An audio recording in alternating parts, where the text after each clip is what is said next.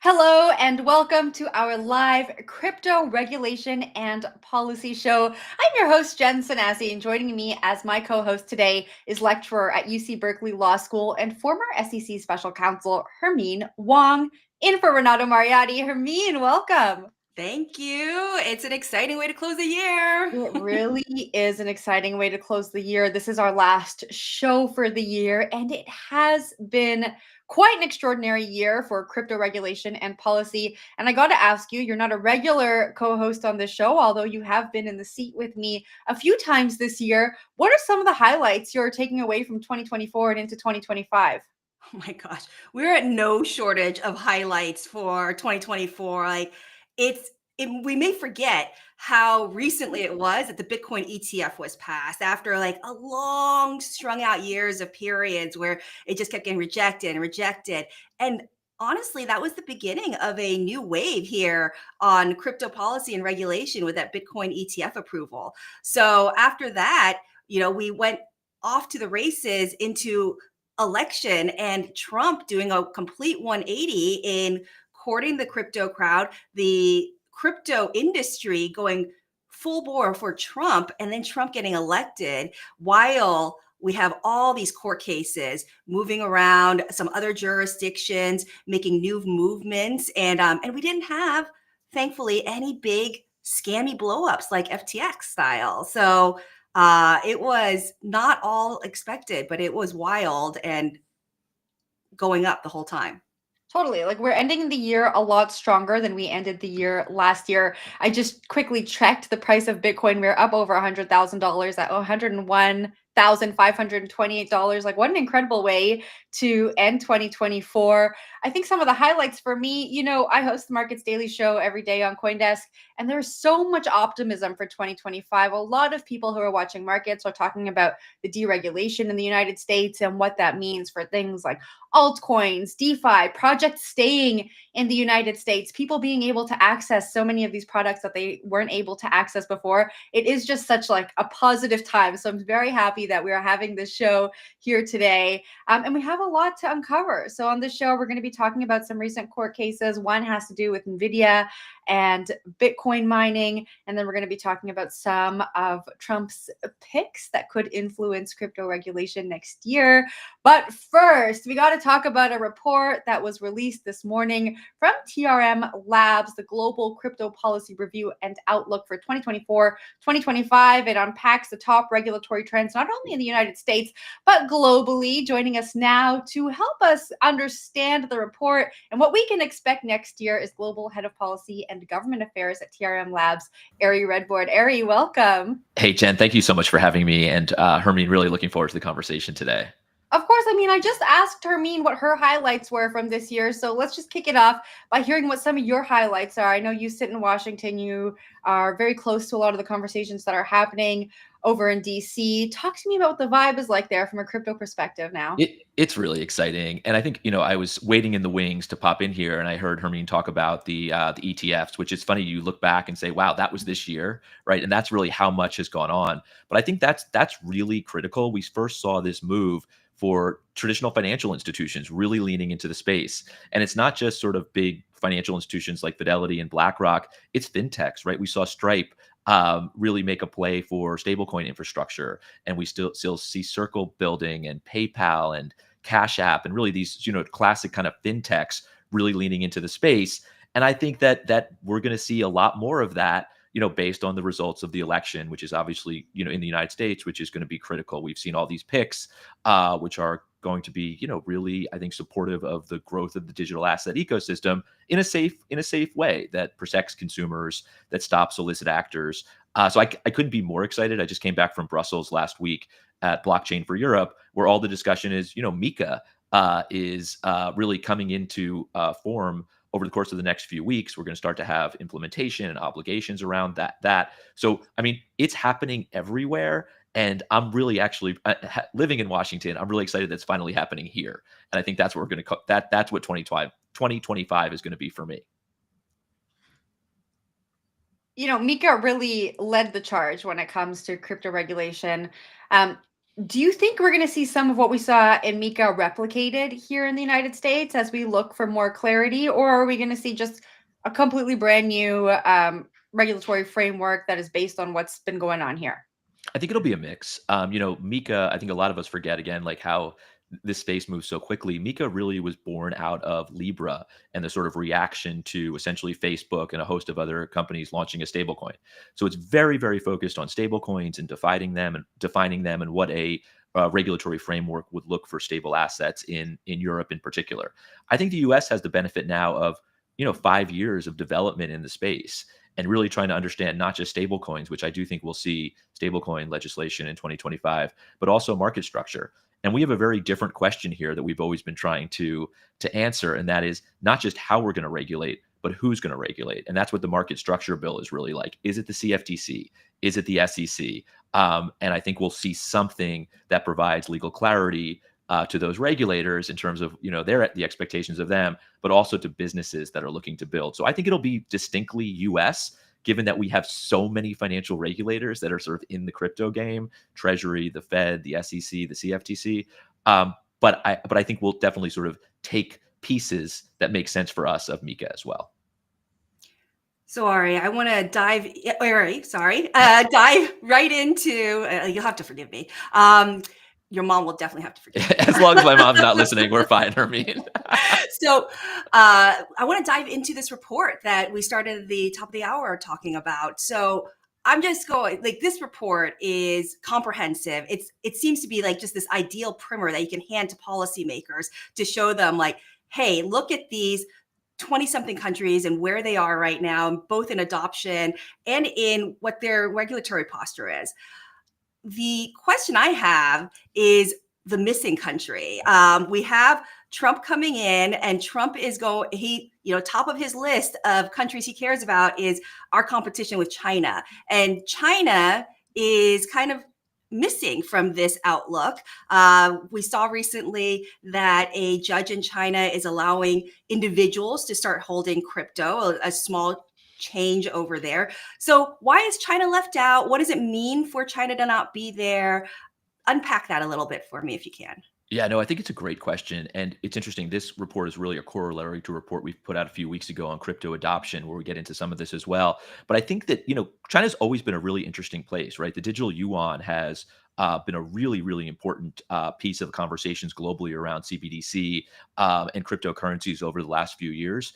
Obviously, sort of crypto is still essentially, not allowed in China, although we see a lot of use, a lot of adoption, in China today. So I think we're still sort of trying to really figure out our way through frameworks when it comes to China. When we think about cryptocurrencies, when we think about stablecoins, we think about assets that move primarily on open public blockchains. That's really kind of what the conversations are about in the US, in Europe, and in APAC primarily. It's different in China, right? The digital yuan does not move on a blockchain. It's more of sort of a closed, more Venmo style financial tool. So I think there's lots of questions still today in China that maybe don't exist in some of these other jurisdictions. If what we're essentially trying to do is look jurisdiction by jurisdiction and provide a real update on sort of what happened in the policy space this year, I think the 40 other jurisdictions, while maybe not as significant as China, I think we saw a lot of other movement towards clear regulatory frameworks for crypto around the world. I want to just pause for a second to remind everyone who's watching live on CoinDesk's social platforms that you can ask us questions in the chat. So if you have questions for Ari or have questions about this report, you can put them in the chat below. We will try to get to them. We will try to answer them here live on the stream. Ari, I want to come back to something you just mentioned. You said that you think stablecoin regulation will definitely come in 2025. And I have to say, for as long as I've been doing interviews about crypto policy, people have been saying stablecoin legislation is coming. It's coming. It's coming. It hasn't come yet. And so I want you to just give us a little recap of where we are with stablecoin legislation and how that changes under a new administration. What needs to happen for this legislation to actually come to fruition? It's so amazing. And I feel like since I've been talking about crypto policy and regulation, we've been saying that. And actually, even before I just said it out loud on this show, I said, maybe I shouldn't say that. I caught you. Yeah. But look, I actually think we're probably finally in a place. And I keep coming back to the fact that this is easy. It's always been, and most of this stuff is hard, But it is one of those things that industry and policymakers and regulators generally agree on, right? We've seen essentially what is needed come out of New York Department of Financial Services already. It's a couple of pages on what should be required from a stablecoin issuer, right? Reserves and audits and really those key things. So I think we've seen agreement at the heart of what would be stablecoin legislation for a really long time. We've seen it in a Democrat-controlled House Financial Services Committee, in a Republican-controlled House Financial Services Committee. So that's why I'm hopeful that, look, you have Republican control of Congress, you have a White House that is very supportive of moving on digital assets regulation. And it seems to me that, as opposed to some of these more complicated issues around anti-money laundering and national security and even market structure, stablecoins is the relatively easy one if you're trying to move quickly and get a win in the very early days of the incoming Trump administration on some type of crypto legislation. There's something else you said I want to follow up on, and that was the fact that the U.S. has a bunch of different agencies that could oversee this industry, which makes it a little bit unique when we compare it to some other jurisdictions. There has been this long conversation about whether the SEC or the CFTC should oversee the industry. Where do you think we're going to land under a Trump administration? I think probably a mix, like we do for really every other market, right? There are some things that are going to be issued that are as digital assets that are going to be securities that are going to be regulated by the SEC. I think some things are going to be commodities, and some assets will be, potentially even something else, where you have the U.S. Treasury or the Federal Reserve involved. So I think we're going to see a mix. That's always been the case in the U.S. And again, I come back to this. People ask me about frameworks. I was at this Singapore FinTech Festival a few weeks ago, and Singapore has been very efficient in this space for a very long time because they have one financial regulator, the Monetary Authority of Singapore, that essentially does all of these things. I think it's been very complicated over the years in the United States figuring out who's going to regulate. But I think it's really on a case-by-case basis. I think it's understanding the technology behind these different assets, and some will inevitably be securities, and many will be commodities, and potentially we'll even see the development of other types of financial instruments in the space as well to be regulated. Maybe the Treasury, maybe the Fed, potentially something else. So, as another part, a tangent to Jen's question about all these different regulators, in your report, you list under the United States that there are a bunch of US regulators. FinCEN is at the top. And then second, you guys listed NYDFS. And is the idea that NYDFS is getting it more right than the unusual to elevate, I think, a state regulator to this kind of primary regulator box? I absolutely love that question, and kudos to you for asking it. It's something like as I was writing that section of our report, I have colleagues, Isabella Chase in Europe and Angela Ong in Singapore, who wrote those sections. But that was very much me, and I have looked to New York DFS for a really long time as close to sort of a federal regulator in the United States as we have. And I think we've seen that from businesses, right? The most important businesses in the cryptocurrency space has looked to New York DFS for licensing, right? We don't have a federal licensing regime in the United States. So we have looked to DFS, and that's been as close. We have great work going on in Wyoming. We have great work in other states. But we have this really interesting federalism going on here where New York DFS has not only led sort of in the licensing space, but also in the guidance space, in the compliance space. If you read their guidance on really everything from the blockchain analytics that TRM does to stable coins to consumer protection to advertising, they are just fabulous, couple pages, if that, explanations of how the space should be regulated. So I often look to DFS when I'm looking for sort of best practices, how potentially regulation could look at the federal level. The other thing you mentioned was FinCEN, which is really important. I sort of, I come at this with somewhat of a bias, having been at the U.S. Treasury and the Department of Justice, and now at TRM. But obviously, the anti-money laundering piece for me has always been obviously very critical, and FinCEN has played a really important role in that. We talk about legal clarity all the time in the space, the CFTC versus SEC thing. The rules of the road are pretty clear today for crypto businesses when it comes to FinCEN, right? If you are a exchange, if you're a broker, if you're a dealer, if you're a custodian, you have AML obligations. You are essentially a money service business. So FinCEN is at the top of that list because there is relatively clear regulation today in that anti-money laundering space, which might not exist in sort of other categories when we're talking about regulation in the US. I know that you're a glass half full kind of person, and I can Always. tell already from your NYDFS question or answer, because I do think that the crypto community does not have such a rosy view of NYDFS. The crypto community would think that actually, based on some of the back and forth that has gone between NYDFS and some of the biggest industry players, some of the fines that we've seen, that they aren't necessarily something that we should be looking forward to. So how do you reconcile that?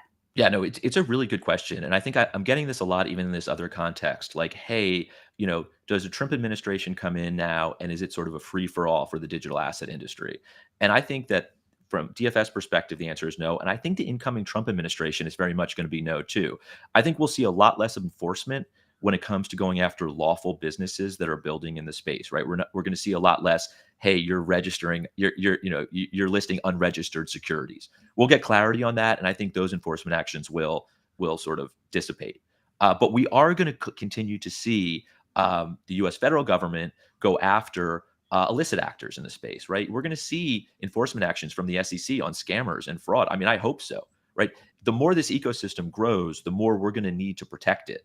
And I think a lot of the activity, again, outside of the lawful crypto businesses, right, the Coinbases of the world that are having these issues with whether it's SEC or New York DFS, I do think we're going to continue to see, encouraging innovation from lawful businesses and going after bad actors in the space, whether they're non-compliant cryptocurrency exchanges, whether they're fraudsters or scammers, or the really bad stuff that we focus on at TRM, the terrorist financiers, the sanctions activity, the North Korea hacks. Right, we have to continue to stop that activity in order to allow this ecosystem to grow.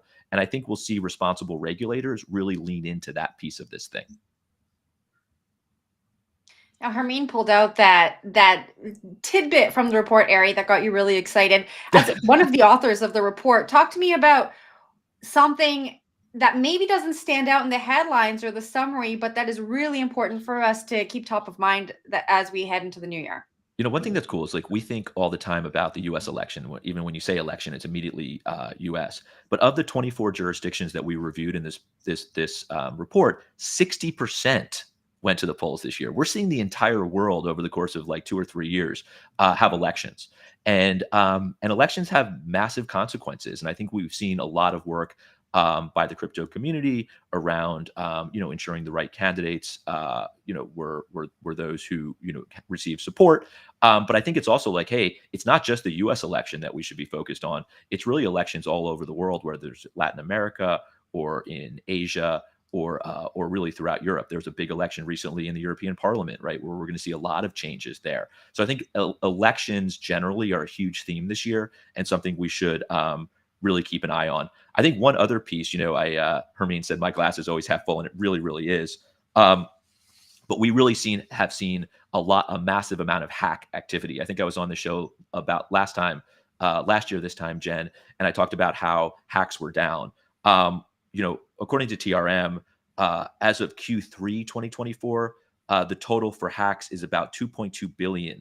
That exceeds the entire total for 2023, which was just around 1.8 billion. So something to continue to look for as we finish out the year. But also just remember, we're building regulatory frameworks, but we're doing it on something, we need to keep this ecosystem safe and secure from illicit actors. And I think it's a really important data point as we think about sort of how to address these issues in 2025.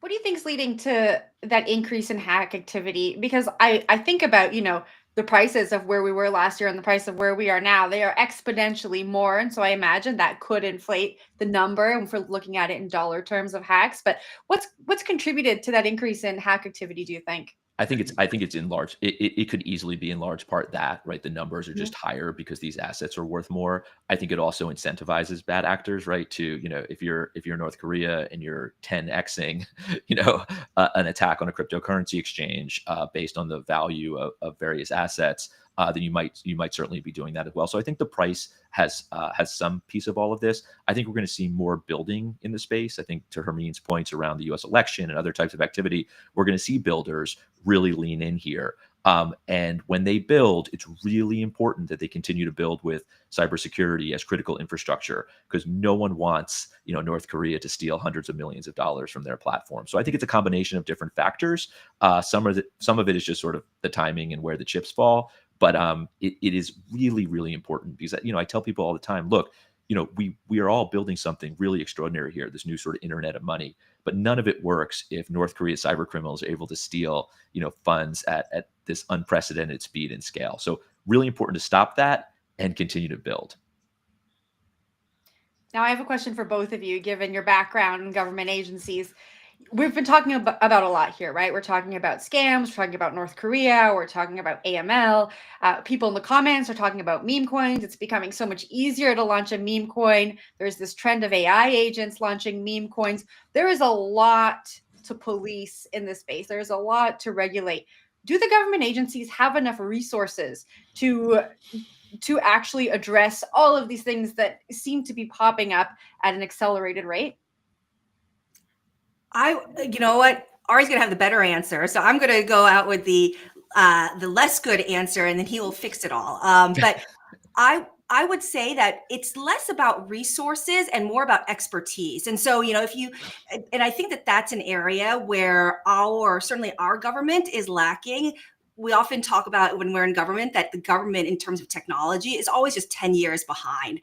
And we rely a lot on private contractors who aren't necessarily part of the system. And that just gums up the entire process. There's a long contracting process to bring on private contractors. So I think that that's an area that if we're able to address it more quickly, whether through legislation or even through this Doge committee, right, that would be a huge benefit of figuring out how to bring on expertise quickly so they can act nimbly in these changing technology trends. I can't believe there's a Doge committee. I just have to say it before Ari takes over here. Ari, what do you think? Look, I think that's right. I think that, despite your listeners, Jen, who are so deep in this stuff, we're early. And, at TRM, we work with every U.S. federal law enforcement agency and really almost every regulator here in the United States and so many globally. And what I can tell you is it's still a small cadre of investigators and agents and enforcement, teams that are really going after sort of the illicit finance in this space, that have tools like TRM, that have the training. That's going to change, right? You're going to need every investigator, every regulator to have access to tools and the expertise that Hermine mentioned. And that's coming, but it is absolutely still early. And that's why I say, look, I think there are things that we could do as a community, really leveraging the technology, leveraging the native qualities of public blockchains, right? We have more visibility on funds moving than we ever did before. We run a website called Chain Abuse, just totally open source. Anyone can jump on and to report scams and fraud in the ecosystem to make sure someone else isn't scammed, right? There are private partnerships. There are private partnerships. Anyway, there's a lot we could do here. We have Twitter sleuths, right? In their basement, seeing things that normally it would require an FBI agent to see because of the nature of crypto. So I think there's a lot we can do as a community. But I think to Hermine's point, I think we're needing more and more expertise in the government. One thing I will say, I hear all the time, hey, regulators don't know what they're doing. I think that for the career civil servants in these regulatory agencies, I can definitely speak to Treasury, where I spent a couple of years. You have tremendous expertise. We just need more of those people. And I think we'll see that as the ecosystem grows, which over the last few months, if that's any indication of where we're headed, it's going to be a pretty wild ride for 2025. Ari, we're going to have to leave it there. But as always, it was a pleasure having this discussion with you. And when are you running with me? Oh my Jen, gosh, I've been trying to make Ari, this happen I got to forever. join the running club, but I have to train extensively before I can hop into the Area Redbord running club. All right, we're going to do this. We're going to make this happen. Are you going to be at Consensus Hong Kong? So I will not be in Hong Kong, but are you going to run with me in Toronto? I'll give you more time. How about that? That gives me enough time to prepare. We will go running in Toronto. Hermine, are you in? Oh my goodness. All right. This is a very public forum to agree to this. Hermine. All right, you know what? I'm feeling like you'll be there. If the three of us find ourselves in the same town, I am committed to running with you guys. Ari's going to make it happen. I'm going to buy some TRM hats for you. For it. Yeah. 15,000 people just heard you say that, Hermine. So you are committed to the area. The best TRM running club we ever had still today was at Consensus in Austin. So we're gonna blow this up in Toronto this year. Amazing. And for all of our audience listening, if you want to join the TRM running club in Toronto at Consensus in May, let us know. Love it. Thanks so much for Awesome. having me. Ari, thank you for joining. Thank you. Thank you. All right, Hermine, it is just you and I, and there is still a ton to talk about. Now, something that was really interesting to me, some news that came out in the recent days, was that the Supreme Court rejected an Nvidia appeal of an investor lawsuit tied to Bitcoin mining. I want you to unpack what's going on here, because I think that it's going to have interesting implications to corporations who are tied to the cryptocurrency industry in various different ways. But first, just start off, lay the foundation for us. What happened with Nvidia? Yeah. So I love this case, and it's not necessarily for why I might love this case, why the headline tells us that we should love this case. I love it because this is like in the weeds, kind of Supreme Court process. What happened was that the Supreme Court said that this was improvidently granted. This is a term of art that's very rarely used, because really it's only the Supreme Court that gets to use it. And it means that they listened to the case too early. They shouldn't have taken the case. The case wasn't ripe for their decision. So they sent it back on its way to continue as if they had never heard the case at all. So they're always going to be able to hear the case once it's going to be ripe later on. And that'll take, knowing these kinds of big cases will take several more years before that happens. But the takeaway from this was, first of all, we had some private shareholders of Nvidia who sued Nvidia because Nvidia, back in 2017, 2018, when Bitcoin miners were using a lot of Nvidia chips, Nvidia was also holding increasing amount of Bitcoin on its balance sheet. Private shareholders felt like they didn't know how much of that was being held. And when there was a drop in the Bitcoin price, the Nvidia balance sheet took a bigger dip than the shareholders thought it would. And that was because of the volatility of Bitcoin at the time. Remember, this is back 2017, 2018 period. And so this is now wound its way through the courts of, are these plaintiffs even allowed to bring this case? And Nvidia tried to get it thrown out, and they did initially at the district court level, but then the appellate court, the private shareholders appealed, the appellate court said, no, this can go ahead. They met the burden. Let's hear this case out on the facts. And so this is where we find ourselves. But big picture, zooming out, I think what we're going to see, and this is the interesting part, is that we're going to see a lot more of this kind of private shareholder litigation in the tech space, and in particular against big tech companies, because if we're going to have less regulatory enforcement, the lawyers aren't going away. People aren't going to feel that they are less harmed during these periods. There might be different people who feel that they're harmed, but we're probably going to see a bigger uptick of this kind of litigation. Well, lay this out for me even more, because I read this story and I immediately thought, wow, there are companies out there who are becoming increasingly tied to crypto. And the first one that pops into my mind, and I think everybody else's, is MicroStrategy, right? They're buying up Bitcoin. They're holding Bitcoin on their balance sheet. They are increasingly becoming a Bitcoin proxy, right? A bet on MicroStrategy is a bet on Bitcoin at this point. And so what does this imply for shareholders of MicroStrategy, who might one day say, oh, I didn't actually understand what it meant when MicroStrategy was holding all of this Bitcoin on its balance sheet, and maybe the price has taken a turn? Yeah. So MicroStrategy is actually a really good example of probably shareholders who will not meet that burden, because they understood all the facts. It was very transparent that that's what they're buying into.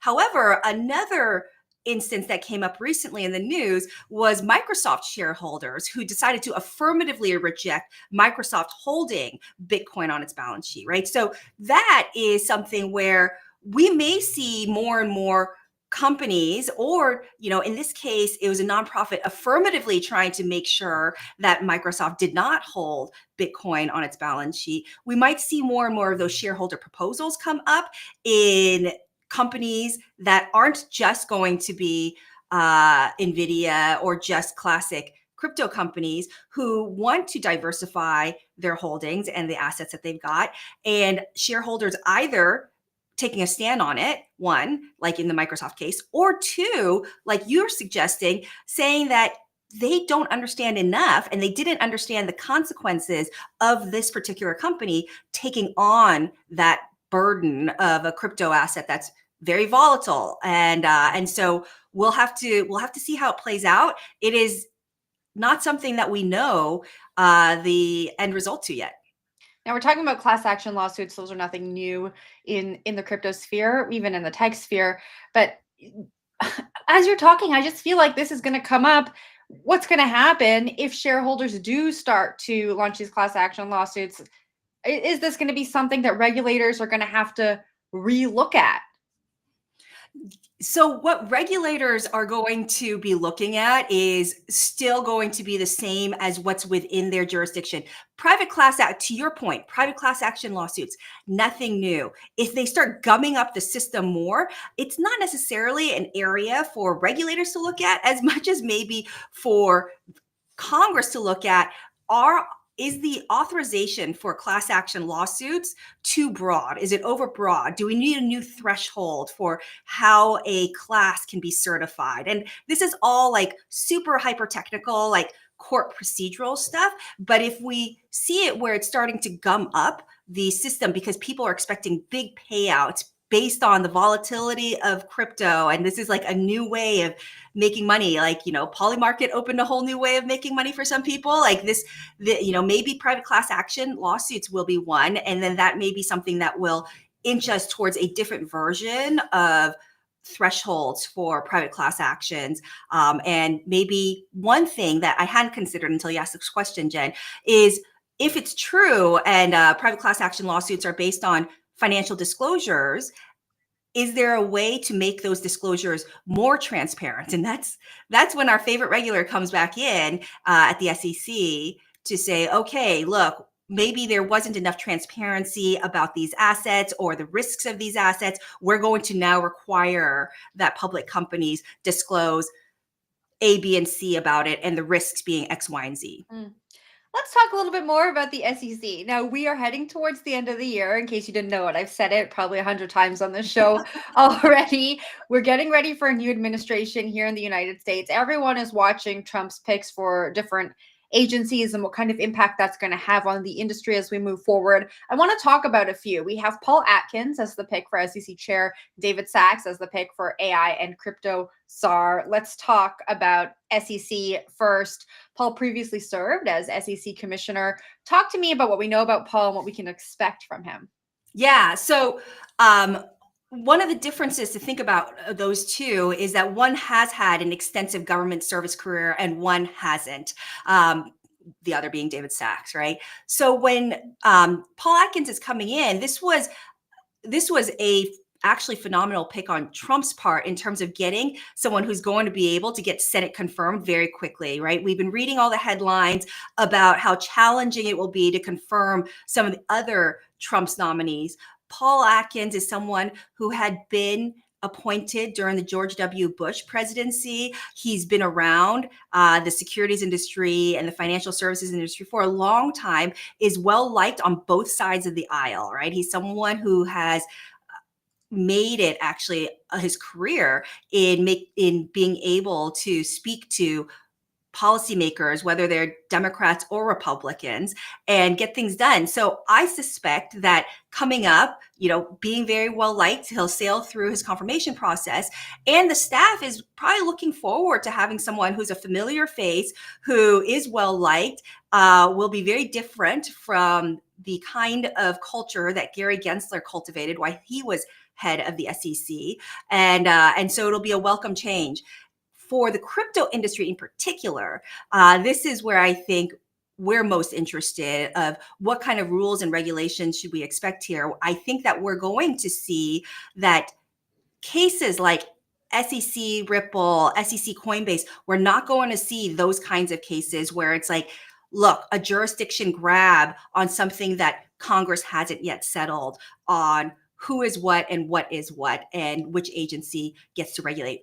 What I do think we'll still see, though, and this is a little bit of what Ari had indicated too, is that actions that are targeting scams, fraudulent behavior, bad actors, those merely because those are going to be used in crypto assets or are in the crypto space, those aren't going to get a free pass. Like this commission, whether or not it's under Chair Atkins, it's still going to be looking out for bad actors that do things to harm the U.S. investing public. You mentioned a few cases there, Ripple, Coinbase versus the SEC. Under this new administration, under a new chair, could those just go away?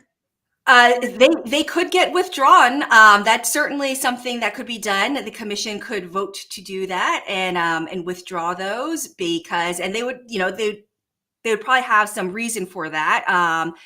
But I think that we might see those also get played out a little differently, where some of the arguments may get dropped or withdrawn. So I think that there's a lot that we don't know about those particular cases, because again, those two cases, they're a little different in that one is an issuer, one is being Ripple, one is an exchange, and that's Coinbase. So they're a little different, but they're similar in that for both of them, they're viewed as the law is unsettled on how to define it. We have courts who disagree on how to interpret the laws to apply to those specific instances. And so I think that we're going to see that there's going to be back on the 10th floor of the SEC over near Union Station, that there's going to be a lot of discussions about what to do and how to move forward with those cases. This is not exactly a great comparison, but I have to bring it up. I remember when Gary Gensler was coming in as SEC chair, there was some optimism because he'd understood the crypto space. He, of course, taught courses related to blockchain and crypto at MIT, and then things just kind of took a drastic turn. I say I don't want to make a comparison because Paul has been in government before. It feels like a different situation. But when you think about that, like what kind of challenges do you think about with this incoming chair? Could anything happen regardless of our optimism? Yeah. So one thing to remember about Gary Gensler is that the SEC chair was not his first turn at government service. He had been chair of the CFTC before, and he was chair of CFTC in the post-Dodd-Frank era. This was an era where the government was responding to a lot of bad actors by a lot of TradFi that sunk us into a financial crisis. And so he was heavy-handed with regulations back then, and he was heavy-handed with enforcement actions back then.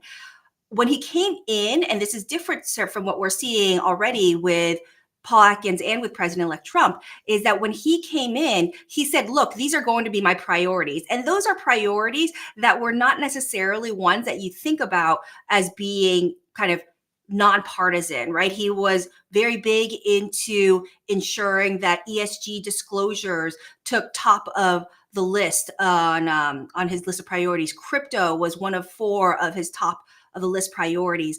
Right now, trying to rein in the crypto industry for the good actors was what he said, but he staked his own legacy on that. And that is not anything that we're seeing when it comes to Paul Atkins. And if anything, the Trump administration, unlike the Biden administration coming in, the Trump administration is incredibly bullish on the crypto industry. If Paul Atkins were to do anything other than that, and this is not in his historical personality, he would be really bucking the trend for no apparent reason. So I don't think that that's going to come close to anything that this incoming chair would do. All right, let's go over to David Sachs now, former PayPal exec, GP at Craft Ventures. Yeah, he's Trump's pick for the AI and crypto czar. Let's just start here. What does an AI and crypto czar do? What's their mandate? Have the best part-time job ever, I think. So what we know a little bit.